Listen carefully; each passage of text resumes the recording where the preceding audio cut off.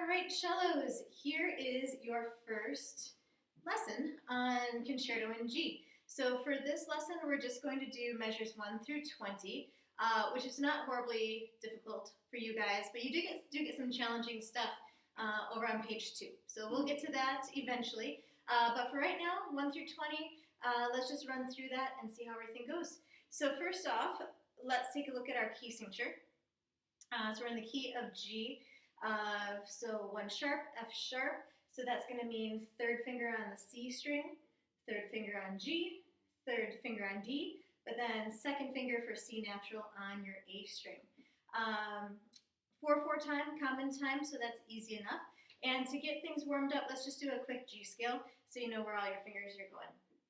All right, so just 1 octave and 1 rhythm that you're going to be doing a lot in this piece, if we go back to our 5th grade days, is that blueberry rhythm where you have, it was back then 1/4 and 2/8. You have an 1/8 and 2/16, or a long and 2 shorts. So let's do our scale on that rhythm so that we're prepared rhythmically as well. So 1 octave, super easy, just get started on your open G, go up to your 4, and again that blueberry rhythm is going to go. So 1 blueberry per beat and 1 per note. So here we go. Count you off, and then again, here's your 1 octave G scale on a blueberry rhythm. 1 and a 2 and a.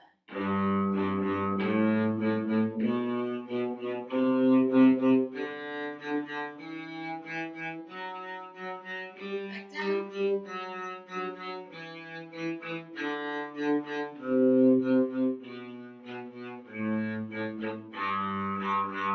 There you go.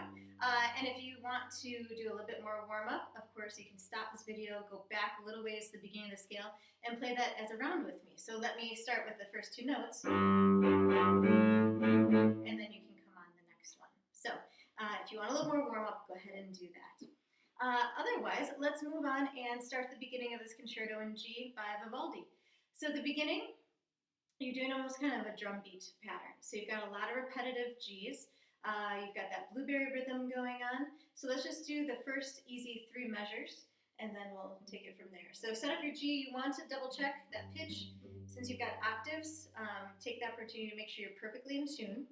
All right, so here's our first 3 measures. Slow sight reading tempo. 1, 2, 3, and 4, and.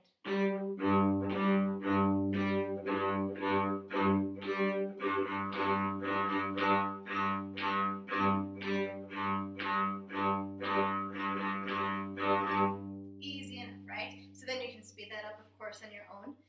Right where we left off, measure 4, you're going to do some more of those blueberry rhythms, but you do have a couple 8th rests that they're throwing in there. So measure 4, not too big a deal. You're going to rest on beat 3. So 1 and a 2 and rest and a 4 and. And then in measure 5, you just have to be careful, again, not to play on those 8th rests.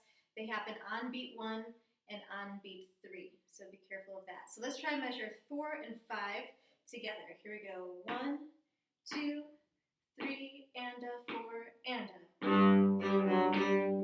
Rest. Rest. Rest. So basically the same measure other than the first note, but the first time it's forte in measure 4, and then piano in measure 5. All right, we've got 2 more measures to wrap up this introduction of the piece. So let's keep going. Now measure 6, which is forte, jumping from your G to your high D. Watch out for some hook bows coming up and the fermata. So here's measure 6. 1, 2, 3, and 4, and.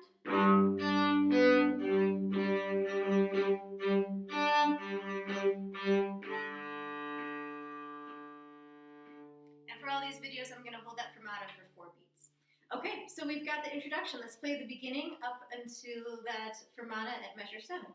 So here's the beginning. 1, 2, 3, and 4, and.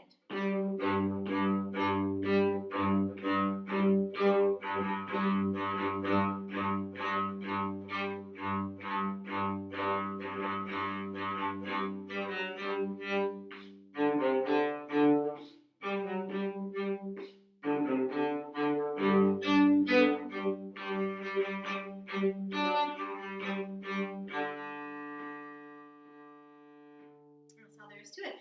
And as always, I'm going to tell you to sniff during those rests. That'll be a perfect way to make sure that you're playing on the and of the beat. All right, our next section, starting in measure 8. You're doing more of that kind of blueberry rhythm without the blue. So you have a half rest, your 2 beats, plus an eighth rest, so 2.5 beats, and then you're coming in on the and of beat 3, and I wrote that in your parts. And then after that, measure 10, you go to just simple eighth rests in between each group of notes. So let's take it from 8 through 11. I'll count you off, and then I'll start counting your rests. So on your G, 1, 2, 3, 4, rest, 2, 3. 1, 2, 3. 1.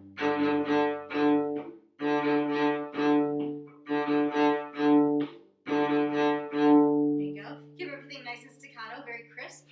And now we're at measure 12. So at 12, you're going to continue that same rhythm that we were just doing, but you're going to start moving up a chromatic scale.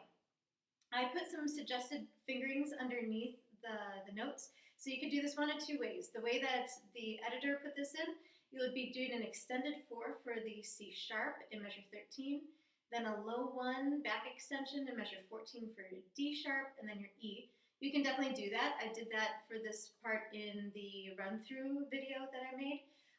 But you could also easily do this in 3rd position, just to challenge yourself a little bit. So we'd be starting on the B, go to 3rd position on your C, 2 for C sharp, 3 for D, 4 for D sharp, then come down to 1st position for your E, and that's all there is to it. So I'm going to do the 3rd position way, but again, experiment with both and see what you like better. All right, so here's measure 12, and we're just going to go all the way to 20 because the rest is pretty simple.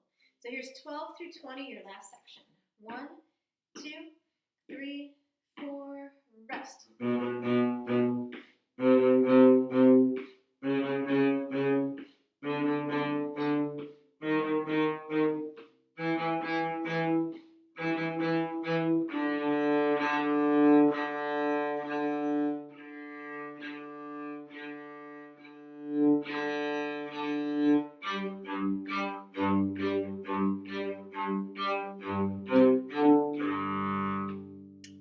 So that's all there is to that section, measure 1 through 20. Now in your lesson reflection Google form that you need to fill out, I ask you what is the most challenging part about that section for you. If that was all really pretty easy, just say that. It's okay. You don't have to make something up. If you found the rhythms or the bowings or the shift to 3rd challenging, of course, definitely put that in there. But like I said, on the 2nd page, we'll have some more difficult parts, and of course in your other concert music as well. Another way to challenge yourself, I put this in our suggestions for practicing. If that was really easy for you and you think you're going to be bored already this first assignment, check out my other videos and try playing your part along with, for example, the violin part or the viola part, the bass part, so you can do a little bit of duet work and make sure that you are truly independent on your part. If you need anything, if you have any questions about anything, by all means, please email me or set up a Google Hangout, and we'll work through anything you might want to do.